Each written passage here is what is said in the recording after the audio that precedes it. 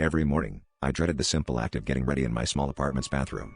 The mirror, a relic from the previous tenant, was cracked and its web-like fractures seemed to shift each day. It started innocuously enough. I'd blink, and the lines would rearrange themselves into strange patterns.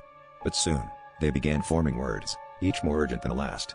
"Run," it first said, and I laughed it off as a trick of the light. But the words didn't stop. "Hide. Danger," they warned, growing more insistent, more desperate, with every blink of my eyes. Curiosity got the better of me, and I began documenting the changes. There was an unsettling rhythm to the warnings, a crescendo that built each day. The mirror's messages seemed to be counting down to something, an event I couldn't comprehend. I spent hours staring at the glass, waiting for the next word to appear, trying to piece together the fractured narrative it was spelling out for me. It wasn't until a particularly sleepless night, when I blinked and saw tonight, that a cold dread settled in my bones. As the clock ticked toward midnight, I couldn't shake the feeling that I was being watched. The air in my apartment was thick and oppressive, and shadows seemed to dance just out of sight. I decided to leave, needing air, needing space from the oppressive presence that had taken root in my home.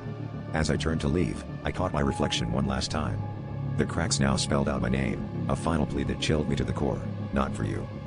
I ran, heart pounding, mind racing, until I reached the safety of the streetlights. The night air was cold and biting, but it was a relief to be away from the suffocating atmosphere of my apartment. I never returned. I moved in with a friend, leaving everything behind. But no matter how far I go, I can't shake the feeling that something is still watching, waiting for me to return to that mirror, to finish the message that was never meant for me.